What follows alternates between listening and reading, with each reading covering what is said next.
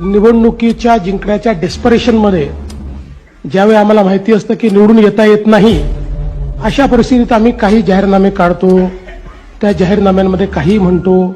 आपल्या बापाचं काय जातं अनाऊन्स करायला.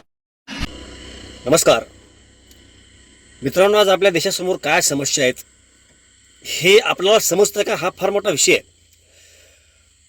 आताच आपण ऐकलं की राघव चड्डा आणि 7 आपल्या खासदारांसह आम आदमी पार्टी हा पक्ष सोडला, भाजपमध्ये आले. अशा अनेक घटना भारतभर या मागील काळामध्ये घडलेल्या आहेत. हा राजकीय भाग झाला. सामाजिक विषयामध्ये अगदी शेतकऱ्याची आंदोलनं झाली, त्यावरती अमानुष असा सरकारच्या वतीनं लाठीचार्ज झाला. महाराष्ट्रामध्ये अगदी मराठा समाजाचं आरक्षण झालं, आरक्षणाची मागणी झाली, त्यावरती महिलांवरती वगैरे शासनाच्या वतीनं लाठीचार्ज करण्यात आला, आणि तोही अमानुष पद्धतीनं. म्हणजे ह्याच्या सगळ्या घटना घडत आहेत. अनेक मुद्दे आहेत, अनेक प्रसंग आहेत, अनेक घटना आहेत ज्या इथं वर्णन करता येतील. ते केल्याच्या नंतर आपल्या लक्षामध्ये एक गोष्ट येते का, की जे आज सत्ता चालणारे लोक आहेत ते खरंच या देशातील जे सर्वसामान्य जनता आहे, ह्या जनतेच्या सेवेसाठीचं हे सरकार आहे म्हणून काम करते की हुकुमशहा म्हणून काम करते.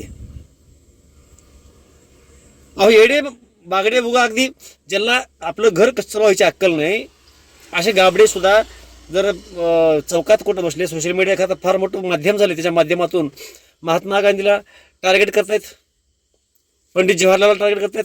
म्हणजे आता चालू सरकार सोडून महागाईला जे काय पंतप्रधान असतील, म्हणजे ते ह्याला सगळंच माहिती आहे. या पद्धतीने सगळी चर्चा चालू आहे. मुळामध्ये काय होतं की आपल्याला काहीच माहीत नसतं. आपण ज्या नेत्यांना मानतो, एक खेडेगाव आहे, खेडेगावामध्ये लोकांचा नेता कोण असतो, त्या गावातला एखादा शून्य असा कार्यकर्ता जो पक्षाचा आहे तो नेता असतो.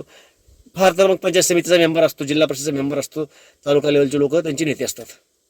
हे लोक सांगतात, त्याच्या प्रभावाखाली येऊन मग तेच खरं मानायचं आणि आपले मतं बनवायचे आणि निगेटिव्ह कमेंट्स द्यायच्या. पंडित जवाहरलाल नेहरू असतील, ते तिथून ते आजपर्यंत, अगदी आताचे पंतप्रधान नरेंद्र मोदी असतील, प्रत्येक पंतप्रधानानं आपापल्या क्षमतेनं या देशाचा विकास व्हावा यासाठीच काम केलेलं आहे. पक्ष कुठलाही असेल, काँग्रेस बराच काळ सत्तेमध्ये राहिली, जनता दल आलं, भाजप सुद्धा मागल्या काळामध्ये आलं, रिपीट काँग्रेस आलं, अनेक पंतप्रधान होऊन गेले. प्रत्येक पंतप्रधानानं जी आपली क्षमता आहे त्या क्षमतेप्रमाणे या देशाचं कल्याण कसं होईल, ह्या जनतेचं कसं कल्याण होईल यासाठीच काम केलं आहे. आपण जेव्हा भूतकाळामधील गोष्टी उकरून काढतो, याचा अर्थ भविष्यामध्ये भव्य दिव्य करण्यासाठी तुमच्याकडे काहीच नाहीये. आपण सुद्धा आपल्या घरामध्ये बघतो ना, एखादा नाकर्ता जर मुलगा असेल तर तो बाप कसं चुकला, बाकी दुसरा भाऊ कसं चुकला, घरातले लोक कसं चुकले हेच सांगतो. मी कुठं चुकलो हे सांगत नाही. हे मी कुठं चुकलो हे लपवण्यासाठी दुसऱ्यावरती ब्लेम द्यायचे. तीच फॉर्म्युला आज देशामध्ये चाललाय. म्हणजे नरेंद्र मोदी साहेबांचा किंवा भाजपच्या लोकांचा, भाजपच्या यासाठी म्हणतोय की ते सत्तेमध्ये आहेत. आपल्याला भाजपबद्दल बोलायचं नाही, सत्तेमध्ये लोकांसाठी बद्दल बोलायचे, आणि सत्तेमधल्या लोकांबद्दल बोलतोय. सत्तेमध्ये भाजप आहे, त्यामुळं भाजपचं आपल्याला नाव घेणं प्राप्त ठरतं. हे लोक आज जवाहरलाल नेहरूने काय केले, इंदिरा गांधीने काय केले, आणि त्या लोकांनी काय ते केले असतील. 2014 मध्ये एवढा मोठा परिवर्तन ह्या महाराष्ट्रामधल्या, ह्या देशामधल्या लोकांनी केलं. काय केलं? त्या लोकांचं काहीतरी वागणं तुम्हाला त्यांना पटलं नसेल ना. तुमच्याकडून काय अपेक्षा होत्या? तुम्ही काहीतरी भविदिव्य करचाल, ह्या दीन दुबळ्या जनतेला न्याय देचाल म्हणून तुम्हाला निवडून दिलं. आणि आज अशी परिस्थिती आहे की तेच लोक चांगले होते म्हणायची वेळ आली.